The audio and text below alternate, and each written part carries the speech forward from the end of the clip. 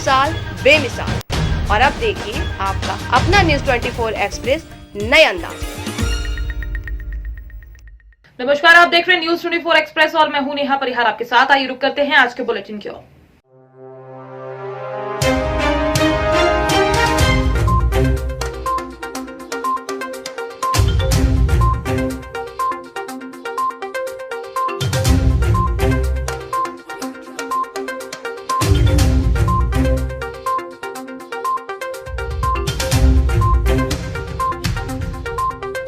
आधारताल के कंचनपुर क्षेत्र में 24 वर्षीय युवती ने फांसी लगाकर आत्महत्या कर ली। आज सोमवार की सुबह सूचना मिलने पर आधारताल पुलिस मौके पर पहुंची और युवती के शव को पोस्टमार्टम के लिए भेजते हुए जांच में लिया गया है। इस दौरान पुलिस को एक सुसाइड नोट मिला है जिसमें प्रेमी द्वारा धोखा दिए जाने का जिक्र है। इस घटना के बाद क्षेत्र में चर्चा है कि युवती गर्भवती थी। पुलिस ने इस प्रकरण को जांच में लेते हुए आरोपी की तलाश शुरू कर दी है। थाना प्रभारी शैलेश मिश्रा ने मामले की जानकारी लेते हुए बताया कि सूचना मिली कि कंचनपुर में एक युवती ने फांसी लगा ली है। मामले की जब पड़ताल शुरू की तो एक अलग ही कहानी सामने आई है। पुलिस ने बताया कि मृतका के पास से मिले सुसाइड नोट में एक युवक का जिक्र है जिसमें बताया गया है कि युवक ने उसे प्रेम जाल में फंसाया और फिर करीब 5 साल से उसका दैहिक शोषण कर रहा था। बताया जा रहा है कि युवती गर्भवती हो गई थी और इसी बात को लेकर उसका प्रेमी से आए दिन झगड़ा हो रहा था। दोनों के बीच प्रेम संबंध को शादी तक पहुंचाने का वादा था, लेकिन प्रेमी मुकर गया और उसने शादी करने से साफ इनकार कर दिया। इसी बात से आहत होकर युवती ने फांसी लगाकर आत्महत्या कर ली। विष्णु कुशवाहा निवासी कंचनपुर के हैं जो वर्मा आटा चक्की के पास रहते हैं। इन्होंने आज रिपोर्ट सुबह आके दर्ज कराई कि इनकी साली पूजा कुशवाहा फांसी का फंदा लगाकर आत्महत्या कर ली है।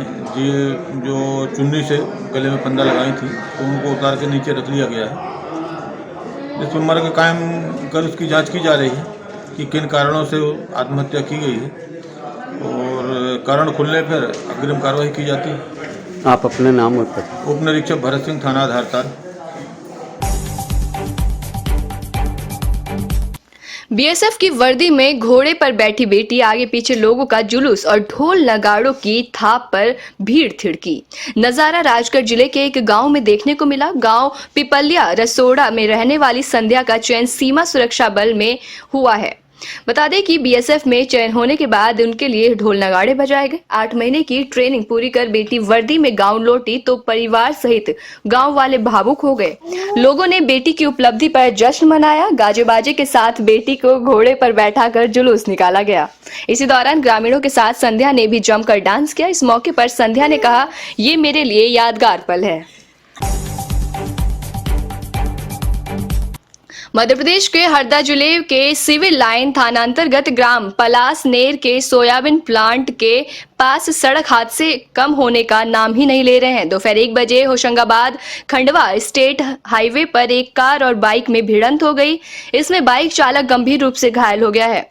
आपको बता दें कि यहां ऐसी घटनाएं होना आम बात हो गई है। जानकारी के मुताबिक गांगला निवासी मुरलीधर पिता रामदास गुर्जर उम्र 40 वर्ष अपने गांव से पलासने होते हुए जा रहे थे। इस दौरान कार ने स्टेट हाईवे पर आ रहे एक वाहन से बचने के लिए कार चालक ने गांगला निवासी पर बाइक को टक्कर मार दी, जिसमें बाइक चालक बुरी तरीके से घायल हो गया। घायल को जिला चिकित्सालय ले जाया गया, जहां प्राथमिक इलाज के दौरान परिवार के लोगों ने घायल युवक को प्राइवेट नर्सिंग होम में भर्ती कर दिया है। इस घटनाओं से चिंतित समाजसेवी विनोद सांगोले ने नेतृत्व में स्थानीय लोगों ने स्पीड ब्रेकर बनवाने के लिए प्रशासन को ज्ञापन दिए, लेकिन इस और अभी तक संबंधित विभाग और अधिकारियों ने ध्यान नहीं दिया है।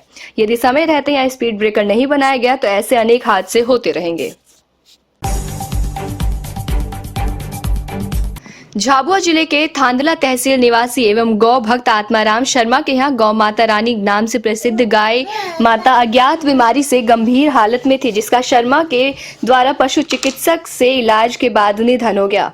आत्माराम शर्मा के परिवार ने गौ माता की बीमारी के दौरान की गई सेवा करने के पल को याद करते हुए पूजन पाठ पुष्प माल्यार्पण कर निवास स्थान से नगर के मुख्य मार्गों से होते हुए गणेश मंदिर चौराहा पर पहुंचे, जहां माता बहनों ने एवं समाज जनों ने जगह जगह शॉल साड़ी माल्यार्पण कर भावपूर्ण नमन किया।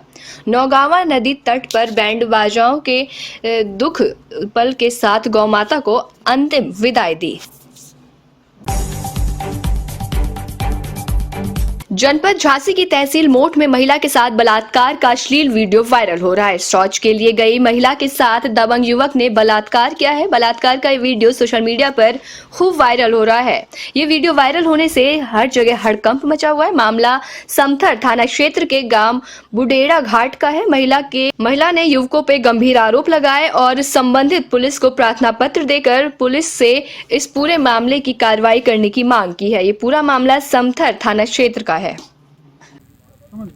सर, एक समथर थाना क्षेत्र का एक मामला आया है दुष्कर्म का। क्या मामला है सर? ये पुलिस द्वारा क्या कार्रवाई की गई? देखिए, कल एक सूचना प्राप्त हुई थी। एक प्रार्थिया आई जिन्होंने बुडेरा घाट समथर थाने में एक ग्राम पड़ता है, उसमें रहने वाली प्रार्थिया ने बताया कि उसी के गांव का एक बलवान पुत्र वंशी जब ये शौच के लिए जा रही थी अपने पुत्र के साथ में, तब इसके द्वारा इसको डरा धमकाकर इसके साथ में बलात्कार किया गया है।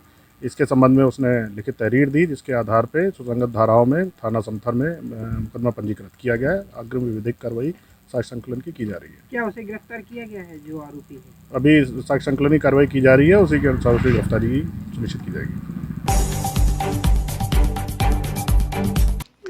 सोमवार के दिन कांग्रेस के जिला प्रवक्ता अनिल भारद्वाज के नेतृत्व में कांग्रेस कार्यकर्ताओं ने मुख्यमंत्री के नाम कलेक्टर को ज्ञापन सौंपा। ज्ञापन के दौरान कांग्रेस जिला प्रवक्ता अनिल भारद्वाज ने बताया कि भाजपा सरकार के कार्यकाल में भिंड जिले की सिंध नदी में रेत माफियाओं द्वारा नदियों से पनडुब्बी द्वारा रेत निकालकर नदियों का सीना छलनी किया जा रहा है। जिला प्रशासन रोकने में नाकाम है। जिले में रेत खनन पर रोक होने के बावजूद अजीता, अजनार, रूहानी, परायच, भरौली, इंद्रुखी, बरेढ़ी, खुर्द रेत खादान पर पनडुब्बियों से रेत निकाला जा रहा है। वहीं नगर पालिकाओं के प्रशासन भिंड कलेक्टर होते हुए खुलेआम भ्रष्टाचार हो रहा है, जिसमें ऑफलाइन टेंडर 1 लाख के टेंडर कार्य करने का ऑर्डर दिया जा रहा है, जबकि कोई भी कार्य नहीं किया जा रहा। मामला हमारा ये है कि पहले तो हम आज बहुत बड़ा धरना देने वाले थे। करीब 800 से 1000 आदमी की हमारी संख्या होने वाली थी कार्यकर्ताओं की। जिले के अंदर मध्य प्रदेश सरकार और जिला प्रशासन पूर्ण रूप से नतमस्तक हो चुका है माफियाओं के अधीन। दिन दहाड़े पनडुब्बियां सिंध नदी की जो है सीने को छलनी किया जा रहा है, रेत निकाला जा रहा है। 500 से 700 ट्रक और टैंकर जो है रोज निकलते हैं, लेकिन इन लोगों को दिखाई नहीं देता। मुझे यह लगता है कि जिला प्रशासन के लोग, और विशेष तौर पर यहाँ पे मैं समझता हूँ भिंड कलेक्टर साहब पूर्ण रूप से जो है निरंकुश हो चुके, उन्हें कुछ दिखाई नहीं देता, आंखों पे पट्टी बांध के काम कर रहे हैं। और निश्चित तौर पर मैं समझता हूँ ये कमजोर जिला प्रशासन अपने सामने आया है। ये तो ये माफियाओं के दबाव में और सरकार और प्रशासन पूरा नतमस्तक है बुरी तरह, जो अवैध रेत खनन रोक नहीं पा रहा है। जब दिन दाड़े पनडुब्बियां, मैंने कहा अगर आप धरने की अनुमति नहीं दे रहे हैं, धरना आपने कैंसिल किया है, तो मैं आपको ये चेतावनी दे रहा हूँ कि ये कार्यक्रम हमारा जो है धरना आंदोलन रद्द नहीं हुआ है। आगे चल के आचार संहिता समाप्त होने के नाम बाद हम इसको बड़ा आंदोलन देंगे। दूसरी बात, मैंने कलेक्टर साहब से सीधे शब्दों में एक बार मैंने बात की, फोन पे भी की, अभी बता रहा हूँ आपके सामने भी मैं कह रहा हूँ कि अगर आप में हिम्मत है, आपको नहीं दिखाई दे रहा, कोई बात नहीं, आप हमारा धरना कैंसिल कर दो, मुझे मत दो अनुमति, आप मेरे साथ चलिए। अगर हिम्मत है तो मेरे साथ चलिए कलेक्टर साहब, एसपी साहब, और मैं बता रहा हूँ पनडुब्बियां सरेआम चल रही हैं, आप उनको हिम्मत हो तो रोक के दिखाएं, चले मेरे साथ, मैं आपके साथ चलने के लिए तैयार हूँ। लेकिन नहीं, ये लगातार भ्रष्टाचार हो रहा है, प्रशासन खुद और पुलिस खुद इसमें शामिल है। इससे निश्चित तौर पर हो गया मध्य प्रदेश के अंदर और विशेष तौर पर भिंड जिले में माफियाओं का राज चल रहा है। कितनी लगभग खदानें ऐसी होंगी जिन पर पनडुब्बियां संचालित हैं?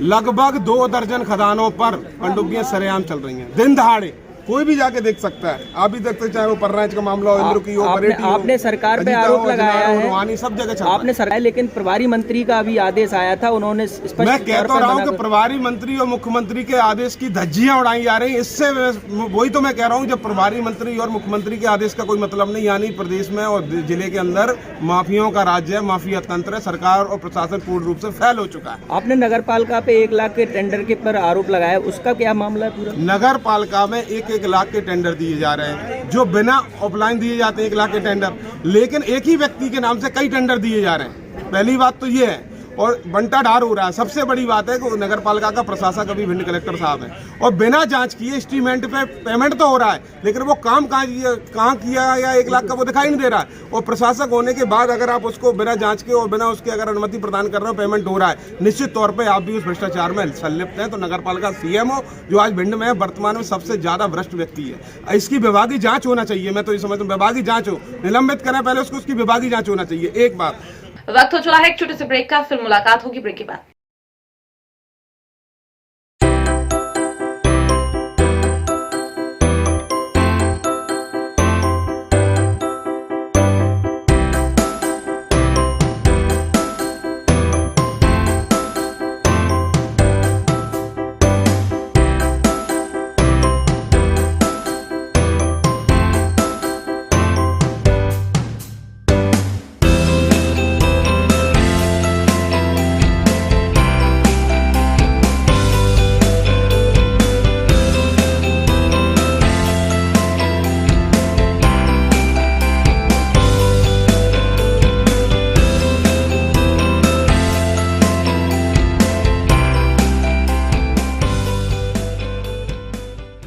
बाद एक बार फिर आप सभी का स्वागत है। आइए बढ़ते हैं अगली खबर की ओर।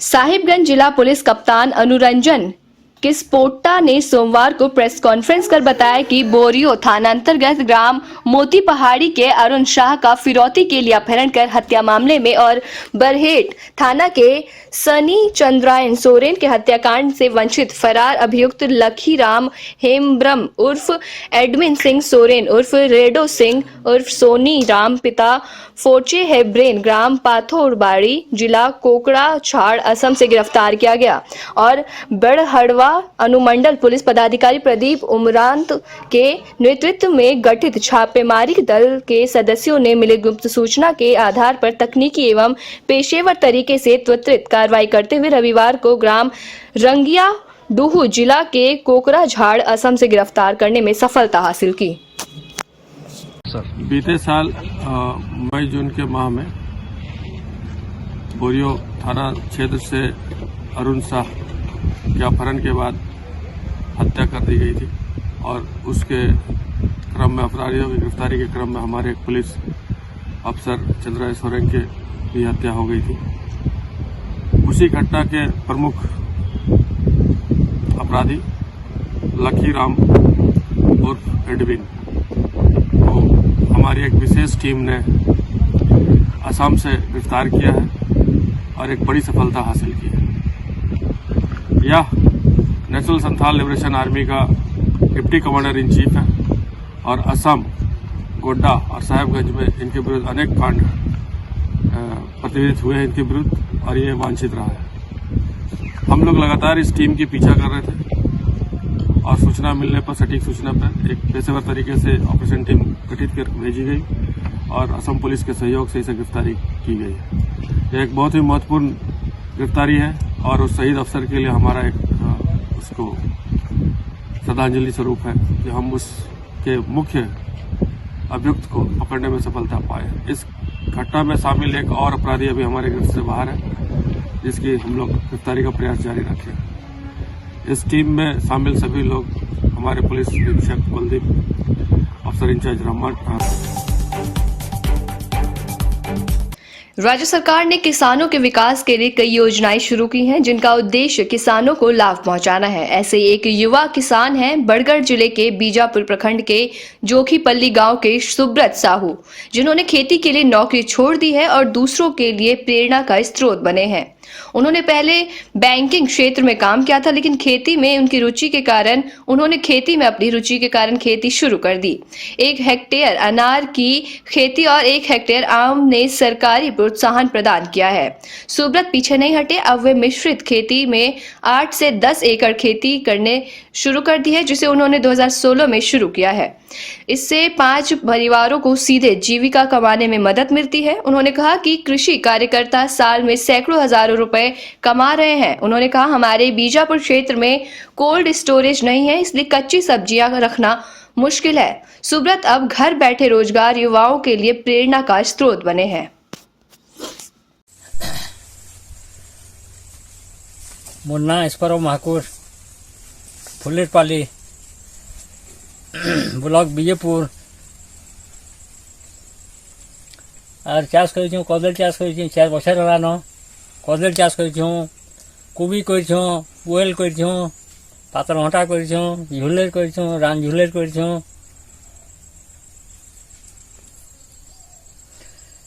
आम 4 बछर हलानो काम कर बीजेपुर में आइली कि ताने सुब्रत साहू और सबुटा आमर सुविधा कर आमे भी सब करूँ निजर घर बाकी तापने थिले भी करूँ निथिले भी करूँ तापने केनके घर भी जुगई सब काम करूँ इन। हाँ मजरी 250 देसन आमर कुटुंब परिवार सब चलुँ तापन चाकर न। हाँ चाकर लगे आम चलुँ ठीक सबुटा हता करूँ जुगाड़ करूँ आपने भी धन्यवाद हूँ। ମୋ ନାଁ ସୁବ୍ରତ କୁମାର ସାହୁ, ଗ୍ରାମ ଜୋଖିପାଲି, ବ୍ଲକ ବିଜେପୁର, ଜିଲ୍ଲା ବରଗଡ଼। ମୁଁ ତ ସର୍ଭିସ୍ କରୁଥିଲି। ସର୍ଭିସ୍ ଯେତେବେଳେ ଜବ୍ଟା ଛାଡ଼ିକି ଆସିଲା ପରେ ଜମି ଖାଲି ପଡ଼ିଥିଲା। ତାପରେ ମୁଁ ଫିସରୀ ସହିତ ଫାଷ୍ଟ ଯୋଗାଯୋଗ କଲି। ଫିସରୀ ଥରୁ ଫାର୍ମ ପଣ୍ଡଟା 1 ଏକର କରାହେଲା ସବସିଡ଼ି ସ୍କିମ୍ରେ। ତାପରେ ହର୍ଟିକଲଚର ଡିପାର୍ଟମେଣ୍ଟ ସହିତ ଯୋଗାଯୋଗ କଲି। ସେମାନେ ବହୁତ ବଢ଼ିଆ କୋଅପରେଟ୍ କଲେ। 1 ହେକ୍ଟର ମ୍ୟାଙ୍ଗୋର ଦେଲେ ଆଉ 1 ହେକ୍ଟର ବାନାନା ଦେଲେ। ମ୍ୟାଙ୍ଗୋ ବାନାନା ଡ୍ରିପ୍ରେ ମୁଁ କଲି। ତାପରେ ନିଜ ହିସାବରେ ମୁଁ କରିଛି। ବାକି ଭେଜିଟେବୁଲ୍ ଗୁଡ଼ାକ କରିଛି, ଟମାଟର କରିଛି, ଝୋଲେର କରିଛି। ଆଉ ହର୍ଟିକଲଚର ବାଲେ ବର୍ଷ ମୋତେ ପିଆଜ ବି ଦେଇଛନ୍ତି, ତାଙ୍କର ପିଆଜ ଚାଷ ବି ହେଉଛି। ଏଠାରେ ସମୁଦାୟ 8 ରୁ 10 ଏକର ଚାଷ ହେଉଛି। ସମୁଦାୟ ଡେଲି ମେଲ୍ ଲେବର 3-4ଟା ଆସୁଛନ୍ତି ଆଉ ଫିମେଲ୍ ଲେବର ବି 4-5ଟା ଆସୁଛନ୍ତି। मेल लेबर मंथली तंकटा 7000 और फीमेल मांगटा डेली बेसिस रे 150 टंका। टोटाल एथरे वर्ष को आमर होची 7 लाख टंका इनकम होई होची और खर्च काटी कुटा करी 3-4 लाख बंचुची। एटा एक्चुअली आमर प्रत्येक संपत्ति थिला। जगहटा पूरा खाली पड़िथिला, पूरा पड़िया हेकी थिला। गाई चरुथिले सब जगह रे। तापर एटा आरंभ हला। मोटा 2018 आरंभ करछि। 4 वर्ष रे एते सब करछि। एटा मार्केटिंग रोटा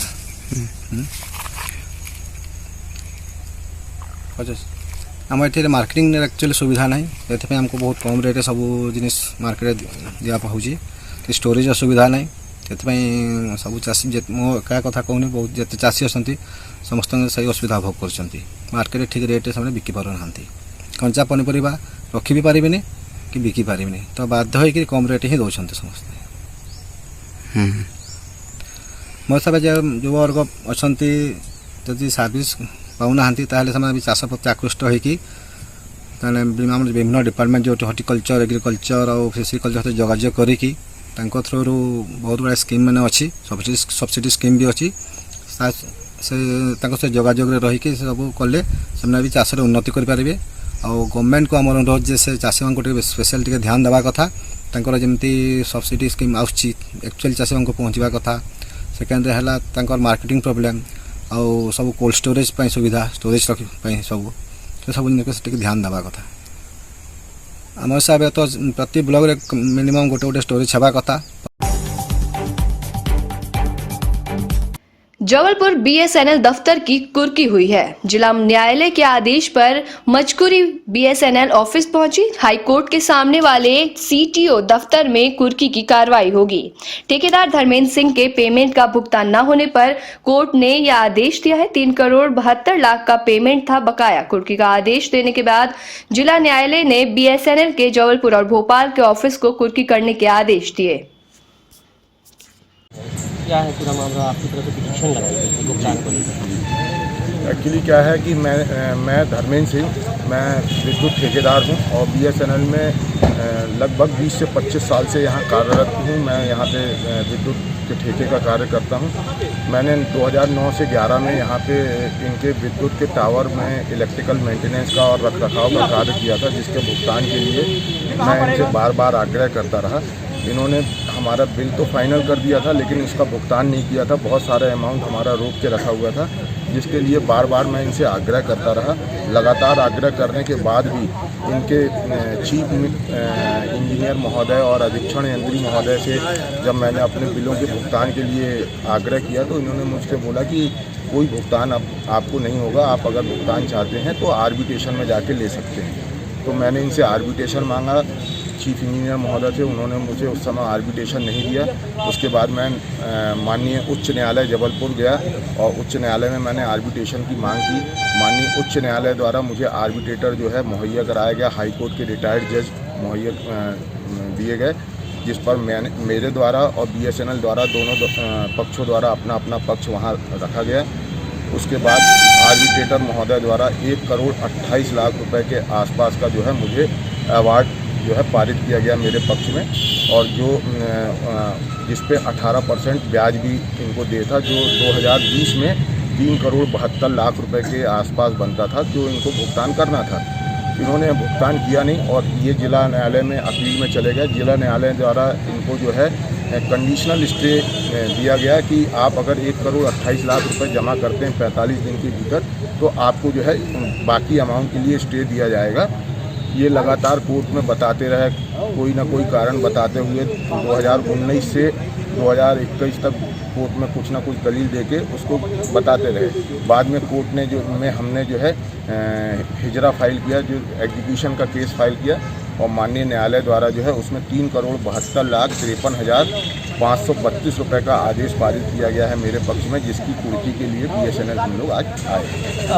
भोपाल में भी आपकी साइट है, तो क्या वहाँ के लिए भी वहाँ के लिए भी जबलपुर और भोपाल दोनों की संपत्तियों को नीलाम करके कुर्क करके उसकी हमारा भुगतान करने के माननीय न्यायालय द्वारा जो है आदेश पारित किए गए हैं, जिसके संदर्भ में मजकूरी जी आए हुए हैं और उनके द्वारा जो है लिस्ट बनाई जा रही है और नीलामी की प्रक्रिया की जा रही है। नाम आपका? धर्मेंद्र सिंह। मैंने जानकारी ली है। बेसिकली ये इलेक्ट्रिकल विंग से संबंधित एक काफ़ी पुराना केस है, जो कि बालाघाट और छिंदवाड़ा जिलों में किसी एक वेंडर ने काम किया था, उससे संबंधित केस है। इलेक्ट्रिकल विंग टेलीकॉम की एक अलग विंग है और हमारा जो ऑफिस है वो टेलीकॉम सर्विसेज प्रोवाइड करता है। इलेक्ट्रिकल विंग एक इंडिपेंडेंट विंग है जिसका कि ऑफिस मेलोनीगंज में है।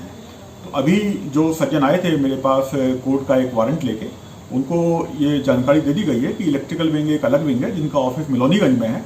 और फिर भी उस केस की जानकारी देते हुए उनको बताया कि इस केस में BSNL के द्वारा जिला न्यायालय है उसमें अपील की गई है और ये केस पिछले फ्राइडे को लिस्ट हुआ था, लेकिन वकीलों की हड़ताल होने के कारण जज साहब ने आज की दिनांक नियत की थी, लेकिन आज भी शायद वकीलों की हड़ताल है, तो अब ये केस कल सुना जाएगा। तो उसमें जो भी कोर्ट का जो नियम है कि जो कुर्की के अमाउंट का कुछ परसेंटेज जमा करके और उस केस को कोर्ट मेरिट के हिसाब से सुनती है, तो अमाउंट भी हम लोग कोर्ट में जमा कर रहे हैं और जो भी कोर्ट मेरिट में सुनेगी, जैसा भी फैसला करेगी, उसके हिसाब से BSNL कार्रवाई करेगा। कुल मिला के हम लोग ने डिस्ट्रिक्ट कोर्ट में इसके अगेंस्ट में अपील की है और जो भी नियमानुसार अमाउंट है उसको हम लोग ने कोर्ट में जमा कर रहे हैं। सर लगभग कितना अमाउंट जमा करेंगे? करीब 1,29,00,000 के आसपास अमाउंट है जो हम लोग। वहीं बिजनौर में आज यूपी के डिप्टी CM केशव प्रसाद मौर्य और केंद्रीय सड़क परिवहन एवं राजमार्ग मंत्री नितिन गडकरी और केंद्रीय मंत्री संजीव बालियान पहुंचे और एक विशाल जनसभा को संबोधित किया। पश्चिमी उत्तर प्रदेश की जन विश्वास यात्रा के व्रत का पूजन किया और रथ का पूजन महात्मा बहादुर विदुर की पावन धरती विदुर कुटी में किया गया। जन विश्वास यात्रा के लिए तैयार किया गया रथ बिजनौर जनपद की सभी विधानसभाओं से होते हुए गुजरा। केंद्रीय मंत्रिमंडल में मेरे साथ काम करने वाले मेरे सहयोगी आदरणीय संजीव बालियान जी, विशेष रूप से हमारे क्षेत्रीय अध्यक्ष जिनके नेतृत्व में आप सब लोग काम कर रहे हैं, ऐसे मोहित बेनीवाल जी, हमारे उत्तर पश्चिमी क्षेत्र के प्रभारी प्रदेश के महामंत्री राठौर जी, सांसद संजय भाटिया जी, मेरे साथ जब मैं अध्यक्ष था तो पार्टी में मेरे साथ जिन्होंने काम किया, ऐसे हरियाणा में हम बहुत अच्छा काम जिन्होंने करके दिखाया, ऐसे मेरे सहयोगी कैप्टन अभिमन्यु जी, अशोक कटारिया जी, आदरणीय मंत्री अनिल शर्मा जी, हमारे जनविश्वास यात्रा के संयोजक सतीश गौतम जी, मंच पर उपस्थित हमारे सभी सम्माननीय विधायकगण, हमारे सभी पदाधिकारीगण और उपस्थित भाई और बहनों, मुझे बहुत खुशी हुई कि मैं पहली बार इस पवित्र धरती पर आया हूं। रामायण और महाभारत हमारे प्रेरणा के स्तोत्र है। काका कालेलकर करके एक बहुत प्रसिद्ध विद्वान विदुषी थे, उन्होंने बहुत अच्छी किताब लिखी है। उस किताब का वर्णन करते हुए उन्होंने कहा था कि जो जो दुनिया में है वो सब महाभारत में है और जो दुनिया में नहीं है वो भी महाभारत में था, महाभारत में है, ये उन्होंने कहा था। ये किताब में उन्होंने अपना एक चैप्टर सही में महात्मा विदुर जी के ऊपर लिखा था। महात्मा विदुर जी की ये पावन भूमि है, जिन्होंने हर समय न्याय के लिए, एकता के लिए, नैतिकता के लिए पूरे ऐसे मापदंड प्रस्तापित किए थे कि हजारों सालों के बाद भी महात्मा विदुर को हम कभी भूल नहीं सकते। जो विदुर जी ने महाभारत में आखिरी तक कोशिश करती रहे, भगवान श्री कृष्ण से बार बार दुआ मांगते रहे कि किसी भी प्रकार से संघर्ष को टालने की उन्होंने कोशिश की। महाभारत ऐसा ग्रंथ है, ऐसा इतिहास है कि जो इतिहास, संस्कृति और विरासत हमारी ताकत है। आज भी हमारा समाज जीवन, हमारी सामाजिक व्यवस्था है जो प्रस्तापित है, वो हमारे जीवन मूल्य हमें महाभारत और रामायण से मिलते हैं। ये उत्तर प्रदेश की जनता, भगवान बहुत भाग्यवान है कि एक तरफ ये इतिहास और हमारे इतिहास में जिन लोगों ने इस देश। वहीं अगली खबर सहारनपुर से है, जहां की 5 तहसीलों में से एक तहसील बेहट में न्यूज 24 एक्सप्रेस चैनल के संवाददाता और तहसील प्रभारी साजिद सलमानी ने कस्बा बेहट में ही स्थित जनता इंटर कॉलेज के सामने दूसरी मंजिल पर कार्यालय का उद्घाटन किया, जिसमें न्यूज 24 एक्सप्रेस की संपूर्ण टीम के सदस्य मौजूद रहे। इसी दौरान न्यूज 24 एक्सप्रेस के सीनियर एवं विभिन्न पदों पर विराजमान पदाधिकारियों ने फीता काटकर माल्यार्पण किया और उद्घाटन, जिसमें तमाम पत्रकार एवं क्षेत्र के प्रतिनिधि मौजूद रहे। Express state head Mukesh Kumar ji, channel के संरक्षक श्री मुकेश कुमार जी, मैं अनीश राजपूत, प्रभारी उत्तराखंड उत्तर प्रदेश। आज हम यहाँ कस्बा बेहट में पूरी टीम एकत्र हुई है और हमारे माननीय गणमान्य शशिकांत त्यागी जी हमारे साथ मौजूद हैं। तो आज हम यहाँ पर अपने एक छोटे से कार्यालय का उद्घाटन करने के लिए पूरी टीम जमा हुई है और ये साजिद सलमानी है, बेहट तहसील प्रभारी, और हम ये चाहते हैं कि इनका यहाँ नाम रोशन हो और ये आगे अच्छे काम करें, नाम कमाएं। युवा हैं, पत्रकारिता को पत्रकारिता के हिसाब से लेके चलें, ना कि आजकल पत्रकारिता का जो स्तर गिर चुका है हमारे चैनल की और हमारे पत्रकार साथियों की यही कोशिश रहती है कि इस स्तर को उठाया जाए और पत्रकार को एक सम्मान की नज़र से समाज में सम्मानित पद मिले और हर समाज का वर्ग पत्रकार का सम्मान करे। धन्यवाद। सभी पत्रकार बंधुओं को मेरा नमस्कार। आज हमारे पत्रकार बंधु ने अपने कार्यालय का उद्घाटन किया है, तो उस उद्घाटन पे हम लोग सभी एकत्रित हुए हैं। तो मैं आशा करता हूं कि ये हमारे पत्रकार बंधु दिन चौगनी रात चौगनी तरक्की करें। जिस तरह से ये अपना भविष्य बना करके लेके चल रहे हैं, भविष्य में उसी तरह इनका उज्जवल भविष्य हो। धन्यवाद। अब न्यूज भारत एडिटर चीफ। आज हम साजिद सलमानी के ऑफिस के उद्घाटन के समारोह में सम्मिलित हुए हैं। हमारे साथ सभी पत्रकार बंधु हैं, न्यूज 24 से सभी अनीश राजपूत जी और बाकी सब पत्रकार बंधु मौजूद हैं। आज साजिद सलमानी ने अपने ऑफिस का उद्घाटन किया है और हम सब लोगों की ओर से इनको हार्दिक शुभकामनाएं और हमारी ईश्वर से यही प्रार्थना है कि यह पत्रकारिता में अपना नाम रोशन करें, निष्पक्ष पत्रकारिता करें। और हम उम्मीद करते हैं कि जो पदभार इनको संभाल दिया गया है, जैसे पत्रकारिता की बात करें तो पत्रकार समाज कल्याण समिति जो बहुत बड़ी समिति है, 17,000 पत्रकार इसमें जुड़े हुए हैं, इसमें इनको पदभार दिया गया है तहसील प्रभारी बेहट से। तो उम्मीद करते हैं कि यह संस्था के लिए भी बहुत अच्छा कार्य करेंगे, अच्छे लोगों को अपने साथ जोड़ेंगे और न्यूज 24 एक्सप्रेस में ये काम कर रहे हैं और बहुत अच्छा कार्य कर रहे हैं। हम सब इनके उज्जवल भविष्य की कामना करते हैं। धन्यवाद करता हूँ और ये कहना चाहूँगा कि जो 63 साल की मेरी उम्र है और मेरे 25, 30, 40 साल का जो पत्रकारिता का अनुभव है, आज के बच्चे उससे कुछ सीखें और देश के लिए काम करें। पत्रकार जो है वो प्रतिनिधि, सरकार का प्रतिनिधि है, जनता का प्रतिनिधि है। और आज एक नई बात बता दूँ कि जो पत्रकार है वो ईश्वर का भी प्रतिनिधि है। पत्रकार को झूठ नहीं बोलना, पत्रकार को। आज के बुलेटिन में फिलहाल इतना ही। बनी रहिए न्यूज 24 एक्सप्रेस के साथ। नमस्कार।